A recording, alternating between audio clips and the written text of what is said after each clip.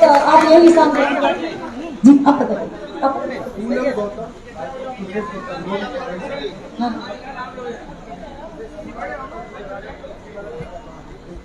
शशि वाला कप्तान सिंह जी आओ और हमारी मुख्य अतिथि माननीय श्रीमती कल्पना मिश्रा जी का, जिला पंचायत सदस्य श्रीमती कल्पना मिश्रा जी का बुके देकर के और हमारी पार्टी का चुनाव चिन्ह हाथी भेंट करके उनका स्वागत करना चाहते हैं।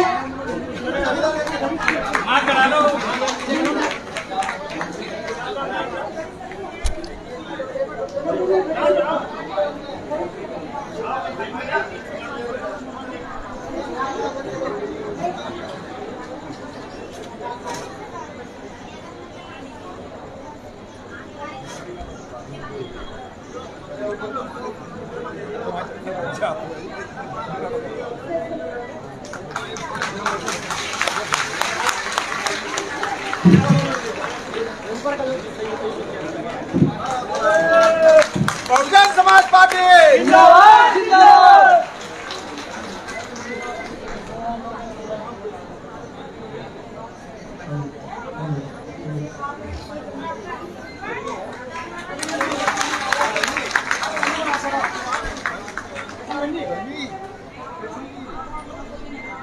माँ से डालो थोड़ा सा, थोड़ा डालो, अरे थोड़ा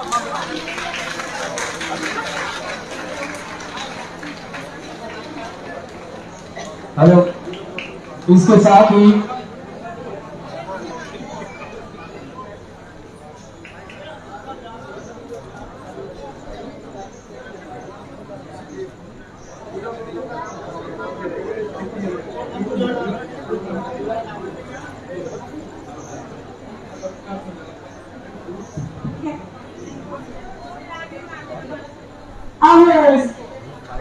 पूनम गौतम पत्नी श्री दुर्गेश गौतम जी आए और हमारी मुख्य अतिथि का माला पहनाकर फूलों का गुलदस्ता देकर के स्वागत करें।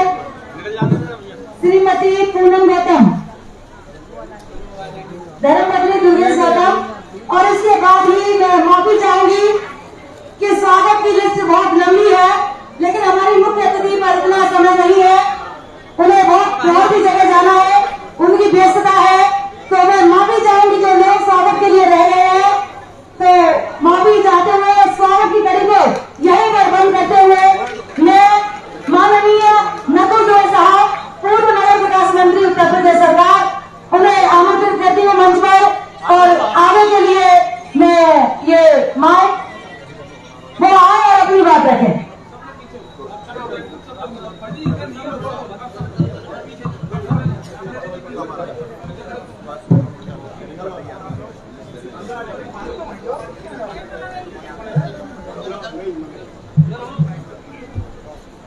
चलो भाई, चलो जी चलो। नहीं बाइक है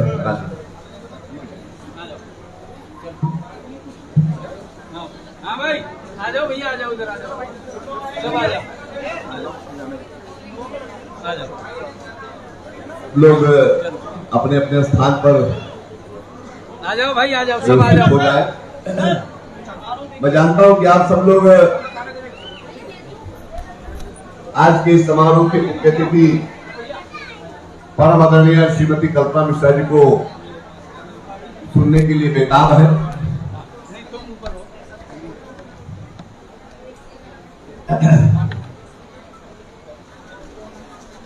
आप लोग यहाँ पर इतनी संख्या में है और ये आप लोगों की उपस्थिति है, हम सबको आभार दिला रही है, हम सबको एहसास करा रही है कि पूरे के पूरे आगरा और मथुरा मंडल में ये संदेश जा चुका है कि महिला समाज में दुर्गा रूपी माताओं ने, बहनों ने अपना अपना फंसा, अपना कुछ उठा लिया है कि हम लोग भारतीय जनता पार्टी को बर्दाश्त करने वाले नहीं।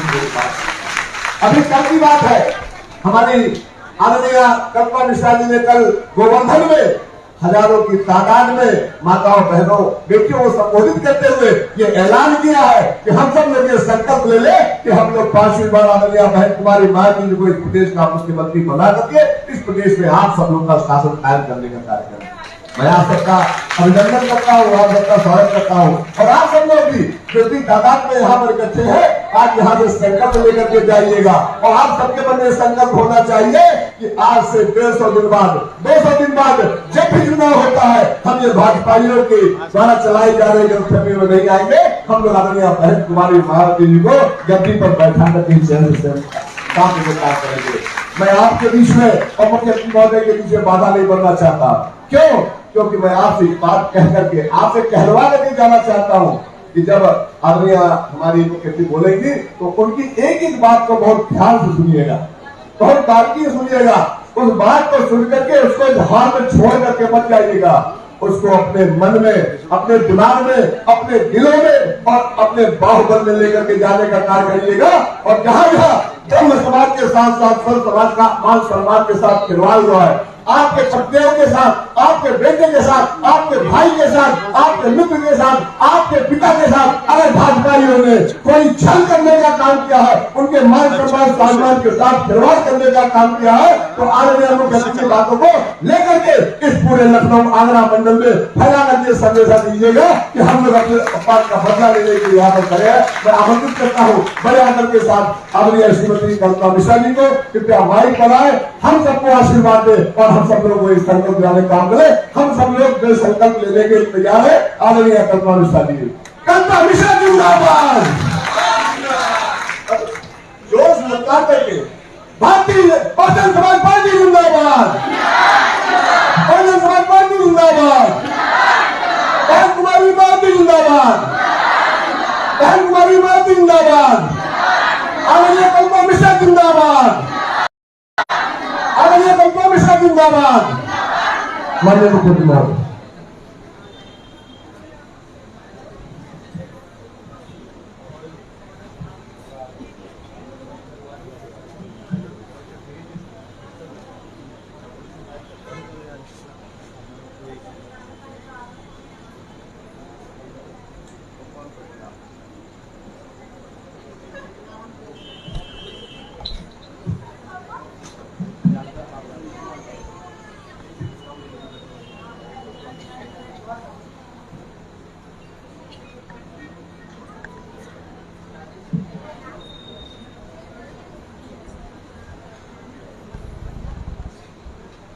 आज बहुजन समाज पार्टी के तत्वाधान में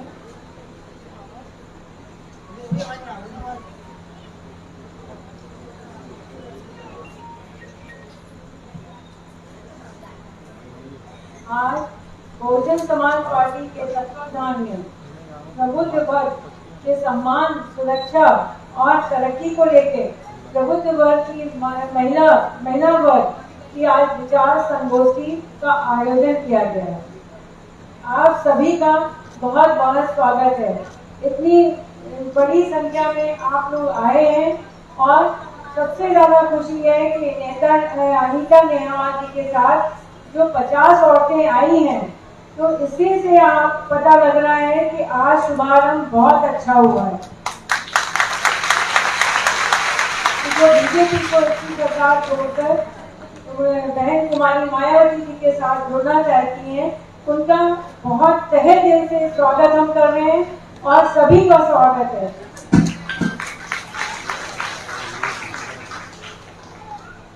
जैसा कि आप सबको मालूम है कि मेरे पति माननीय मिश्रा जी, सतीश चंद्र मिश्रा जी, पिछले 2 महीनों से हर जनपद में जाकर सर्व समाज के वर्ग को और तथा ब्राह्मण समाज के वर्ग को एकजुट होने का कार्य कर रहे थे।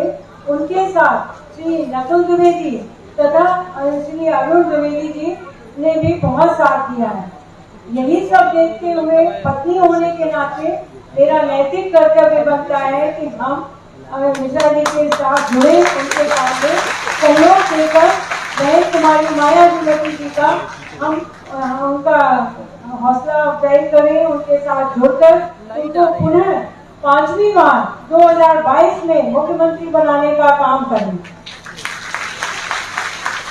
और यही सब गुजारिश आप लोगों से है कि आप लोग सब भारी मात्रा में जुड़कर बहन मायावती जी को 2022 में मुख्यमंत्री 5वीं बार मुख्यमंत्री बनाने का कार्य करें। जैसा कि आप लोग सब जानते हैं कि 2007 में सर्व सभी लोगों ने, सभी वर्ग के लोगों ने जुड़कर और ब्राह्मणों ने भी जुड़कर भाईचारा बनाकर बहन जी को, बहन कुमारी मायावती जी को चौथी बार मुख्यमंत्री उत्तर प्रदेश का बनाया था। तब आप लोगों ने उनके शासनकाल को देखा।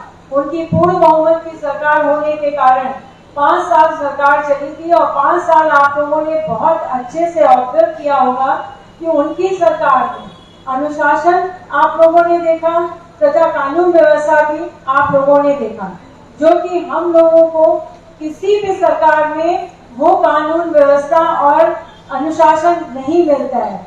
बहन जी के लोग इतने अनुशासित हैं कि अगर कोई रैली भी होती है, कहीं भी होती है, तो कोई शोर शराबा और होहल्ला नहीं मचता है जैसे कि अन्य पार्टियों में होता है।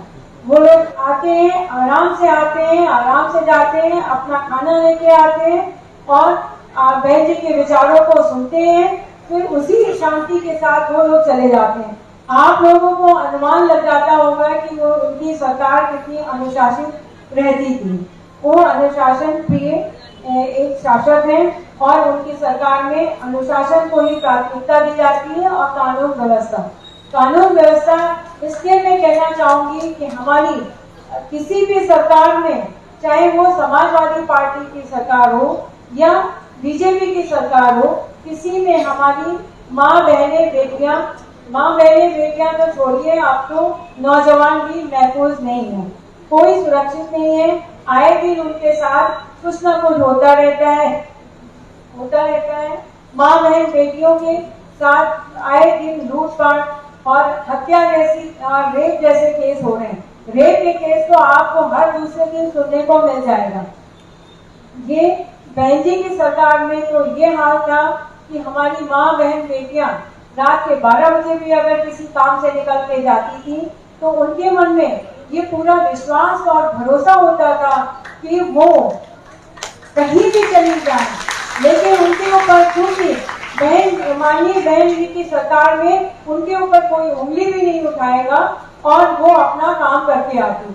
इतना अनुशासन प्रिय सरकार शासनकाल था उनके समय में। इससे पहले अभी वर्तमान टाइम में आपने बीजेपी की सरकार को देखा होगा, जिसमें कि आपकी कानून व्यवस्था बिल्कुल ध्वस्त है। जैसा कि हमने कहा, हमारी माँ बहन बेटियां कोई भी उसमें सुरक्षित नहीं है और कोई भी सुरक्षित तो छोड़िए, कोई भी खुश नहीं है, किसी भी तरह से खुश नहीं है। इससे पहले जो सरकार थी समाजवादी पार्टी की, उसमें तो गुंडा राज था, उसका तो नाम ही दिया गया था गुंडा राज, क्योंकि उसमें कानून व्यवस्था बिल्कुल ध्वस्त रहती। उनके खुद ही के लोग ये इतना तक काम करने के लिए तैयार रहते थे कि अगर किसी के घर को नजर पड़ गई तो वो कब्जा करने के लिए तथा भूमि हड़पने के लिए तैयार रहते। उनके लिए ये आम बात होती थी। अगर उनके शासन काल में कोई विकास हुआ है तो वो विकास भी वो बहन जी के ही कार्य प्रोजेक्ट थे, उन्हीं पे उन्होंने विकास करके दिखाया है। एग्जाम्पल के तौर पे आपको हम बता सकते हैं कि जैसे मेट्रो का काम, लखनऊ में जो मेट्रो बनी है उसका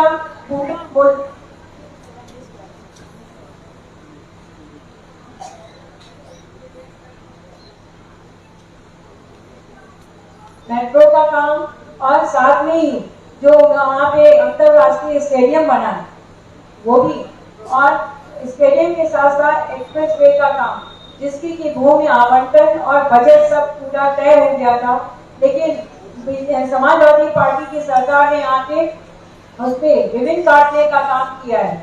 और उनके यहाँ तक कि जो वहाँ पर माननीय काशीराम ग्रीन पार्क जो 250 एकड़ की जगह में बनाया गया था, उसको भी उन्होंने उसका नाम बदलने का और ईटा काटने का काम किया।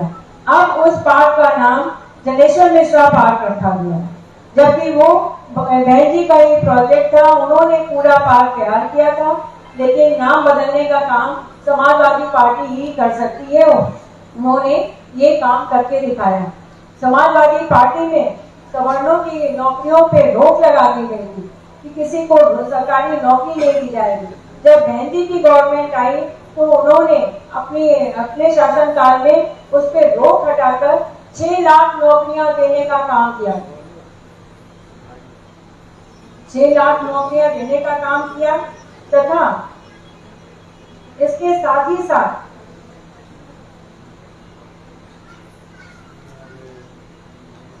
मायावती जी ने अपनी सरकार में रोक के साथ ही साथ सवर्णों को और गरीब लोगों को, यहाँ तक कि गरीब सवर्णों को भी कांशीराम योजना के अंतर्गत उन्होंने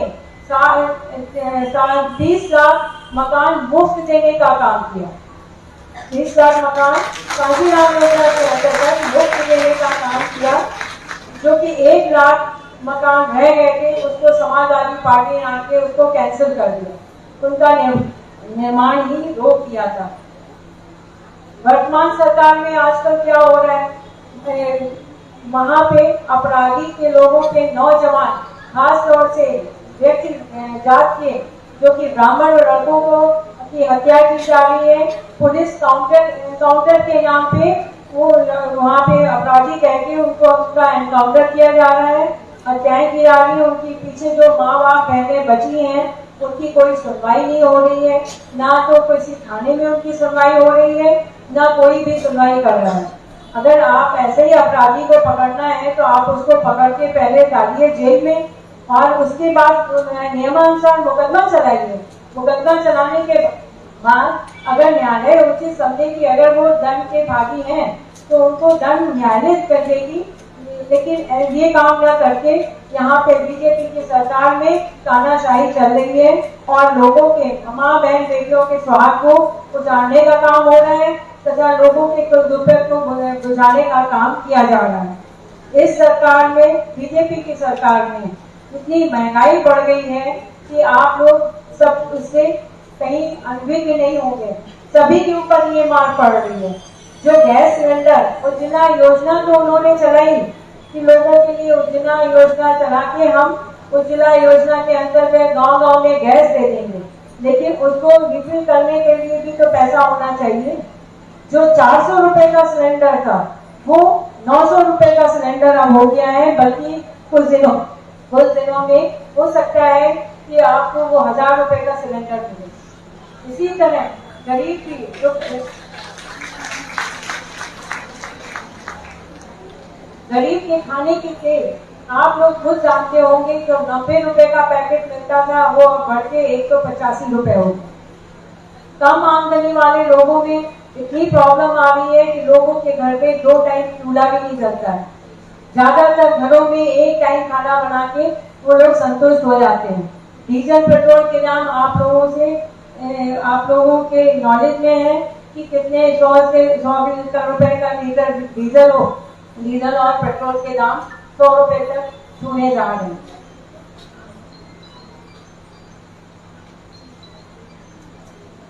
माँ बहन बेटियों की हत्याएं और रेप तो आप हर 2 घंटे में सुनते हैं।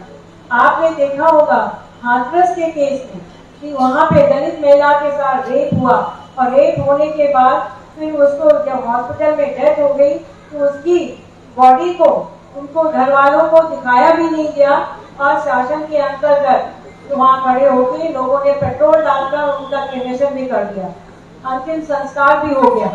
इसी तरह लड़कियों पे जो जुल्म हो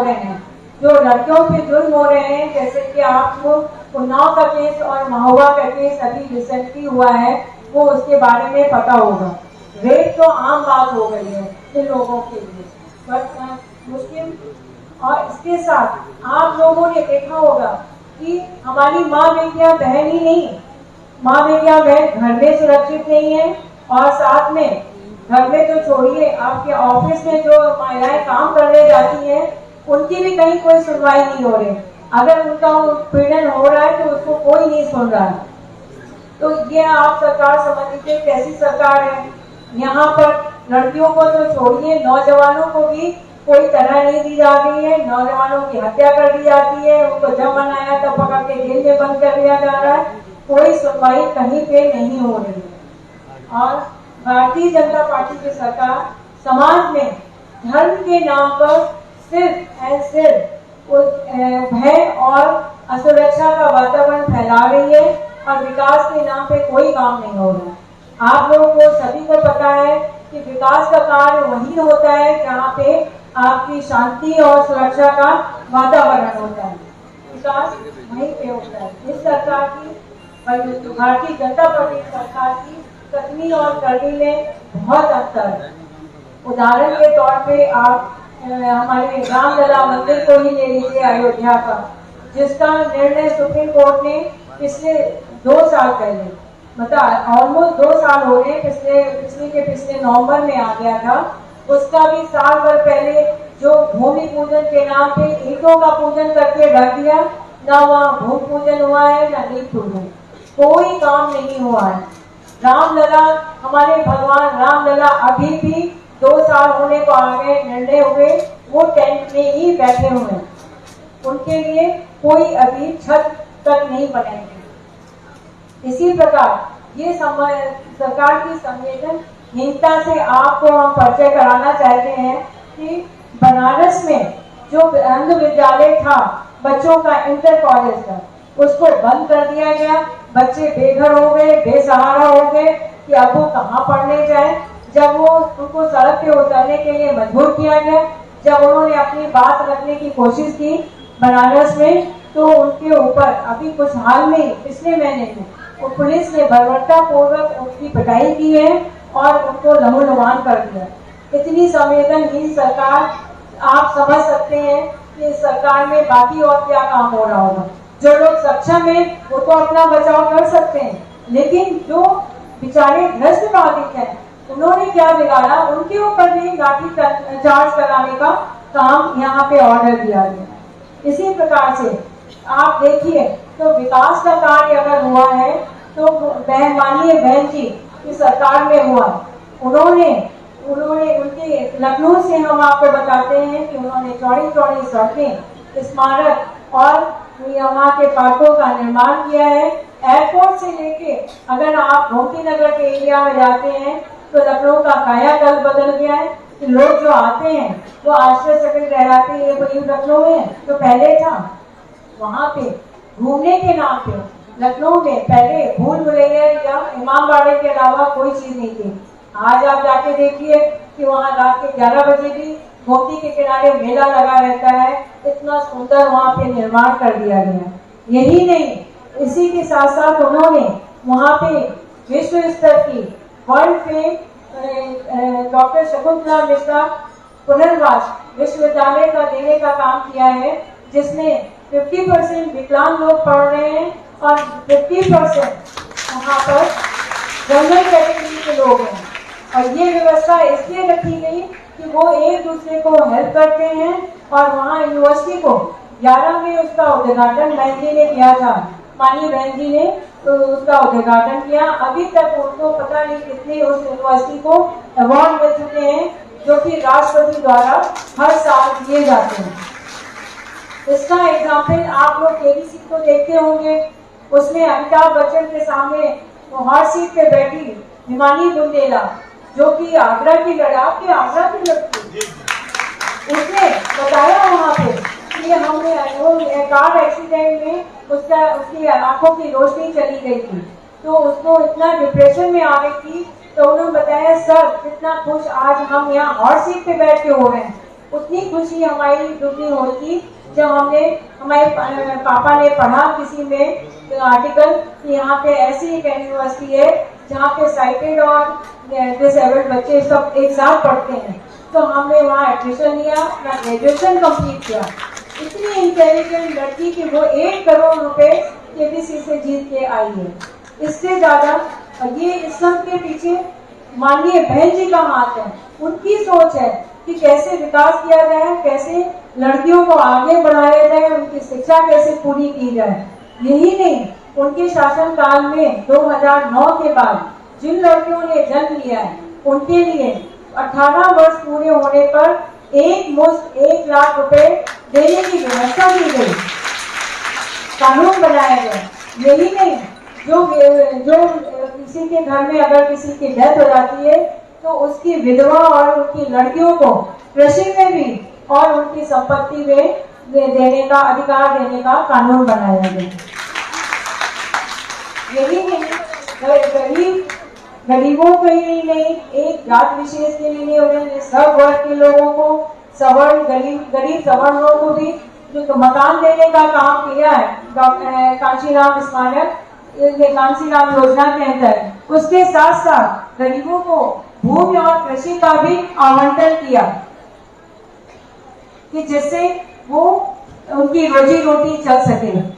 माननीय बहन जी के मन में सबसे पहले विचार आता है कि हमारी माँ बेटियां इससे परेशान न रहे, उनकी रोजी रोटी का, उनकी शिक्षा का पूरा इंतजाम होना चाहिए।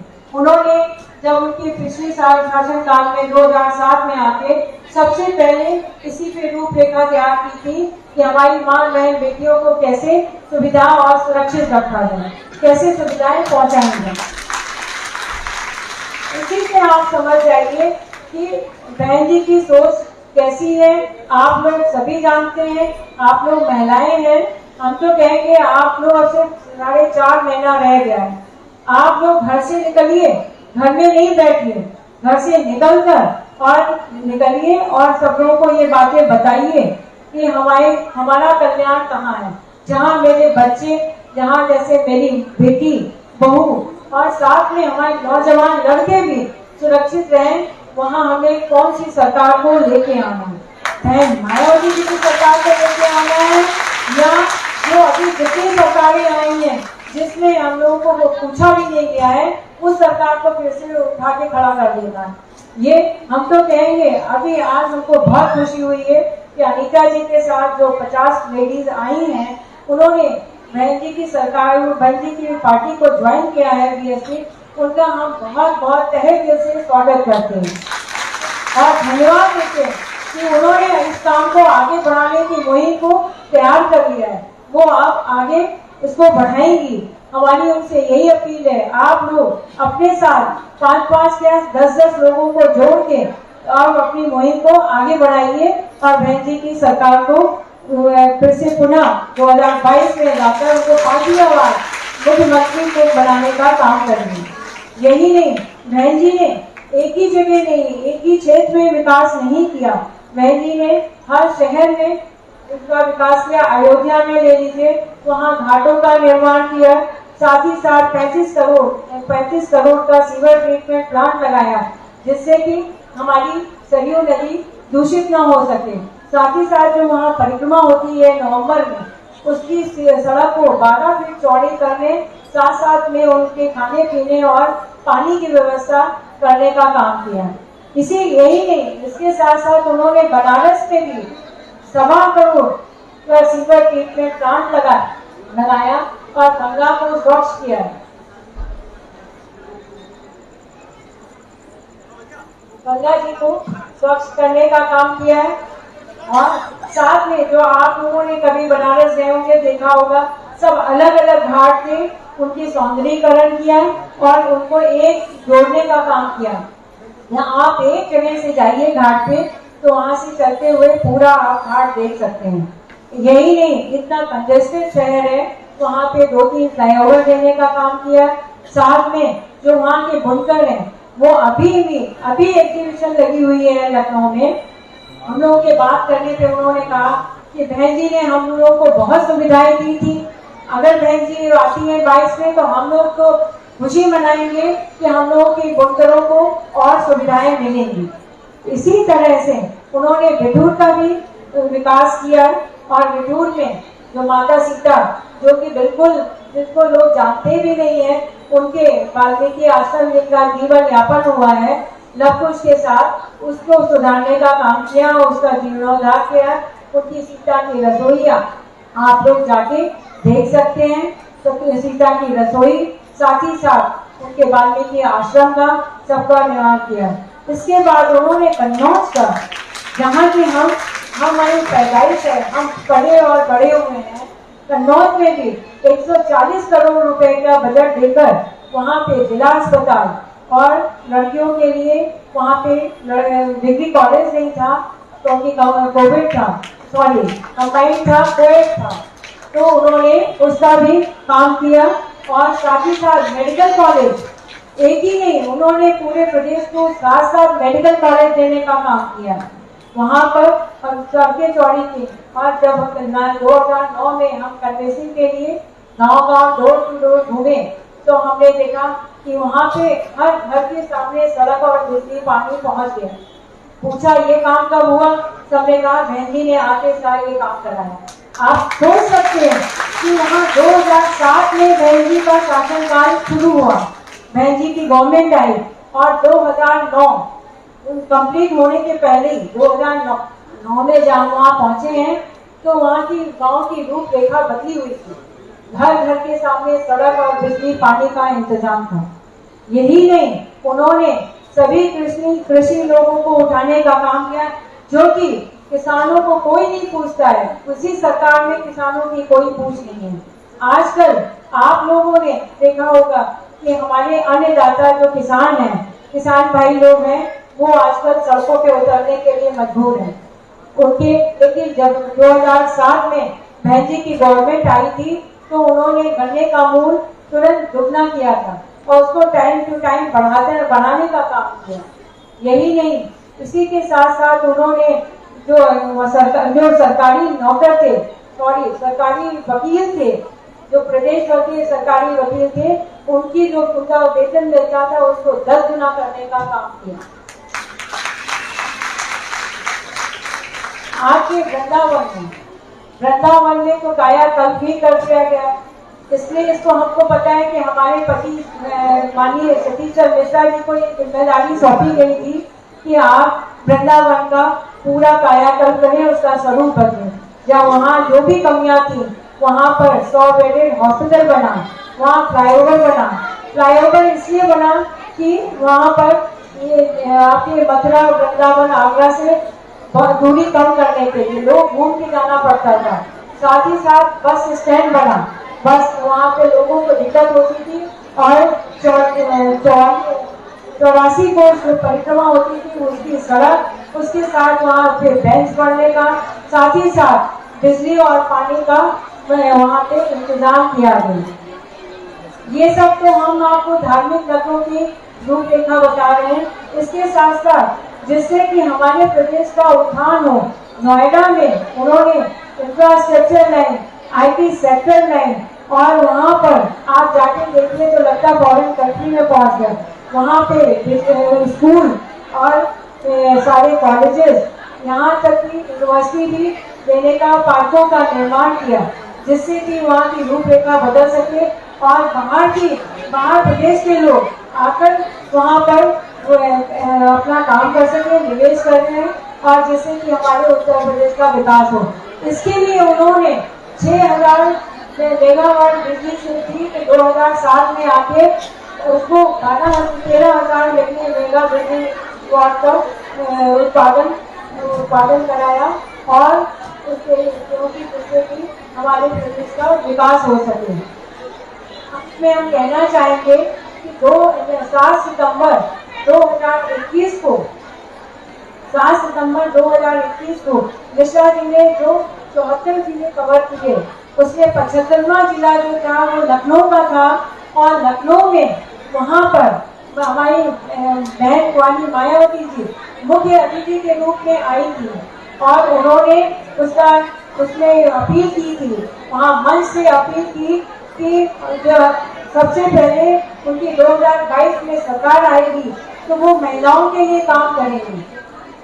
22 में आए थे तो महिलाओं के लिए वो काम करेंगी, और उनके उत्थान के लिए, उनकी सुरक्षा देने के लिए तथा उनके रोजी रोटी का ध्यान रखते हुए सभी महिलाओं को आगे बढ़ाने का काम करेंगे।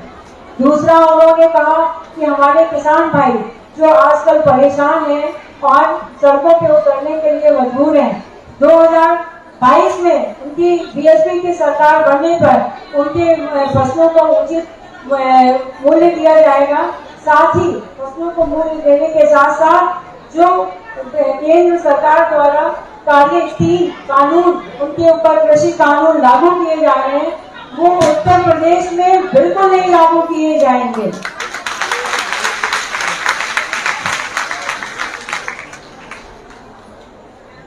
हमारे अन्नदाता अन्नदाता को पूरी सुविधा दी जाएगी।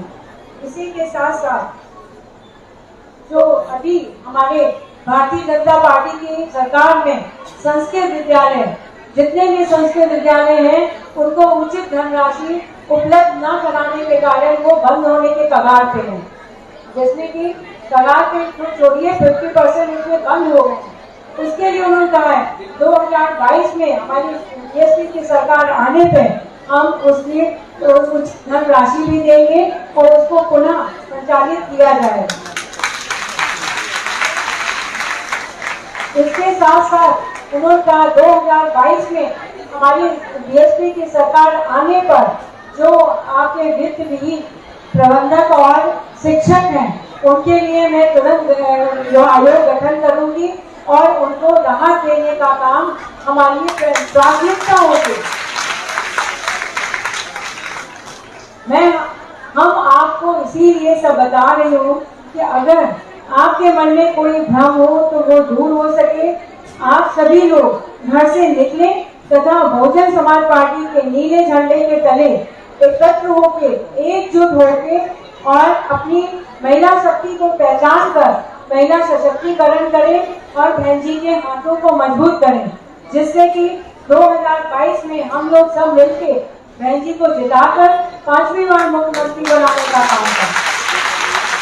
माननीय बहन जी के साथ जुड़कर उनको 5वीं बार मुख्यमंत्री बनाने का हम लोग दृढ़ संकल्प करें, दृढ़ संकल्प लें ताकि प्रदेश का उत्थान के साथ साथ भविष्य उज्जवल हो सके और हमारी माँ बहने के साथ साथ सभी वर्ग के लोग, चाहे वो आपके नौजवान हो चाहे महिलाएं हो, सभी सुरक्षित हो सके और जिनकी रोजी रोटी का प्रश्न जो अभी प्रश्न चिन्ह लगा है वो समाप्त हो सके। बहन जी, माननीय बहन जी ने कभी मैनिफेस्टो नहीं जारी किया है। उनकी कथनी करने में कोई फर्क नहीं होता है। वो अपना स्टेज से जो भी वादा करती है, जो भी बोलती हैं, उसको करके दिखाती हैं। यही उनका मैनिफेस्टो होता है। इसलिए मैं कहना चाहूंगी कि जिस प्रकार से 2007 में आप लोग सभी वर्ग के लोग जुड़कर और खासतौर से ब्राह्मणों के वर्ग के जुड़े और भाईचारा बनाकर उनको फिर से एकजुट होइए और बहन जी को जीत दिलाने का कार्य करिए, उनको 5वीं बार मुख्यमंत्री बनाने का आप लोग यहाँ आज हम मन से अपील कर रहे हैं कि आप लोग संकल्प करिए। आप लोग इसके लिए तैयार हैं? हाथ उठा के कहिए।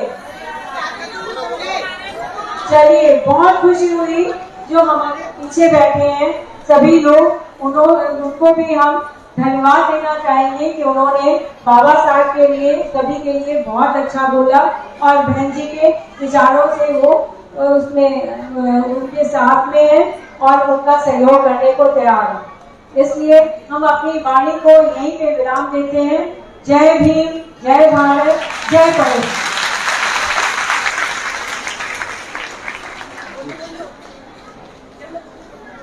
बहुत बहुत धन्यवाद माननीय अंकित महोदय।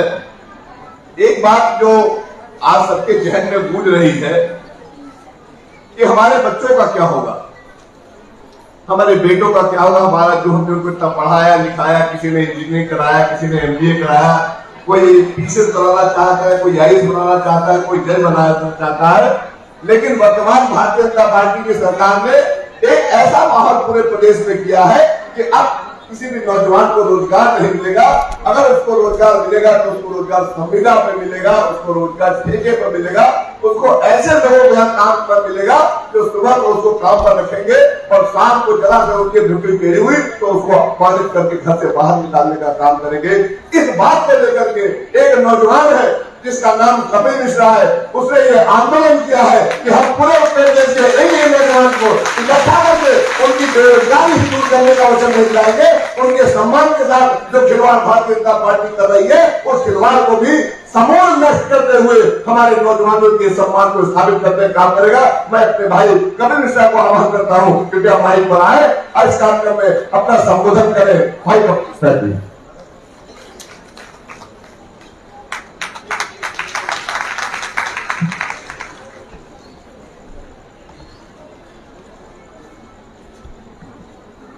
यहाँ मंच पे उपस्थित सभी लोगों को और जो मेरी माता श्री उनको सुनने आए थे, आप सभी लोगों को मैं हृदय से प्रणाम करता हूँ। मैं ज्यादा वक्त न लेते हुए आप सबसे साथियों यही बस कहना चाहूंगा कि इस सरकार ने उत्तर प्रदेश की जनता को आप सबके साथ, आपके भाइयों बहनों बेटी बेटों को सबके साथ धोखा ही किया है। इस सरकार ने वादा किया था कि 2 करोड़ नौकरियां देगी, वो तो छोड़िए, 2 करोड़ नौकरियां इन्होंने हर साल लेने का काम किया है। बल्कि जो बेरोजगार लोग हैं और जो खासतौर से कोरोना काल के वक्त बेरोजगार हुए थे, उनको आज तक रोजगार नहीं मिला है। और बल्कि सर्व समाज के नौजवान लोग और बल्कि बेरोजगार लोग, उनको जब भी वो गए हैं अपने रोजगार मांगने या नौकरी मांगने, तो उसको इस सरकार ने सिर्फ और सिर्फ बदले में लाठी और डंडे ही दिए हैं। तो इनके अब असली चेहरे को पहचानने की जरूरत है और इनके इस मुखौटे को उखाड़ फेंकने की जरूरत है। ये लोग आरक्षण के नाम पे भी आपके साथ सिर्फ धोखा और छलावा कर रहे हैं। आरक्षण रेलवेज हो या चाहे सरकारी यूनिट्स हो, सब तो ये प्राइवेट कंपनीज के हाथ में बेच दे रहे हैं। तो किस बात का आरक्षण और किस बात की नौकरियां बचेंगी, ये हर कोई जानता है कि प्राइवेट कंपनीज में कोई आरक्षण नहीं चलता है। तो क्या इस तरह लाखों करोड़ों की नौकरियां तो ये खत्म करने का काम कर रहे हैं, बल्कि अपने झूठे प्रचार फैलाते हैं। और व्हाट्सएप और सोशल मीडिया की जो आजकल दुनिया है, इसमें सिर्फ और सिर्फ अपने झूठे प्रचार से भ्रमित करने का काम कर रहे हैं। मैं यही चाहूंगा, खासतौर से नौजवानों से कहना चाहूंगा कि इन सबके चक्करों में ना पड़े और बाकी अपने भविष्य को अगर सुधारना है तो माननीय बहन जी को 5वीं बार इस प्रदेश का मुख्यमंत्री बनाए और उनकी ताकत सब मिलके उनकी ताकत को और मजबूत करें। मैं यहाँ इतने आप सब लोग आए हैं तो मैं ये बताना चाहता हूँ कि मेरी आदरणीय माता जी और आदरणीय पिताजी, उनके हम 5 बच्चे हैं, जिसमें से मैं एक लौता भाई हूँ और 4 बेटियां हैं। मेरी 4 बहनें हैं एंड बचपन से उन्होंने कोई भेदभाव नहीं करा है। जितना प्यार और आदर और सम्मान और बढ़ावा जितना मुझे उनसे मिला है, उससे कहीं ज्यादा मेरी बहनों को उनसे मिला है। और मेरे आदरणीय पिताजी श्री सतीश चंद्र मिश्रा, वो पूरे 75 जिलों में इस प्रदेश के गए, जाके पिछले 1.5 महीने में उन्होंने इतनी मेहनत करी है। सिर्फ और सिर्फ मैंने पूछा किस लिए, तो उनका यही जवाब था, जिस तरह मुझे उनकी चिंता है, उनको इस प्रदेश के लोगों की चिंता है। और खास तौर से जो दुर्व्यवहार अत्याचार महिलाओं के साथ हो रहा है, वो ये कतई अब बर्दाश्त नहीं कर पा रहे थे, तो उन्होंने जगह जगह जाके आदरणीय बहन जी की बात को पहुंचाने की कोशिश करी है। और मैं भी यही चाहूंगा कि यहाँ पे उपस्थित आप जो सभी महिला लोग आए हैं, उनको अगर, और इस प्रदेश की बल्कि सभी महिलाओं से मैं ये कहना चाहूंगा कि अगर कोई आपको दबाने की या परेशान करने की कोशिश भी करता है और आपके पास उनसे अब डरने की या दबने की कोई जरूरत नहीं है। सिर्फ एक चीज आपको उनसे कहनी है कि आदरणीय बहन जी अब आ रही हैं। तो जहां जिसने ये सुना और आपको दोहराए दबाने की बजाय, वो पलकर अपने घर में या कहीं बिल में जाके वो खुद छुप जाएगा, ये बात समझ के। तो इसीलिए आपको अब किसी से डरने या दबने की जरूरत नहीं है। और यहाँ पे सभी से मैं बस यही कहना चाहूंगा, मेरी आदरणीय माता जी ने जो बातें आप लोग के सामने रखी, तो उनको, और जैसे आदरणीय नकुल जी ने आपसे कहा कि उनको यहाँ पे छोड़ के नहीं जाना है, आपको उनकी बातें अब घर घर पहुंचानी है और घर घर जाके ये बताना है कि बहन जी आ रही हैं। बस अपने आप ही आपकी ताकत दोगुनी चौगुनी होने वाली है। मैं इसी के साथ बस यही कहूंगा कि यहाँ पे आने के लिए और मेरी आदरणीय माता जी की बातें सुनने के लिए आप सभी का धन्यवाद। जय भीम, जय भारत, जय परशुराम।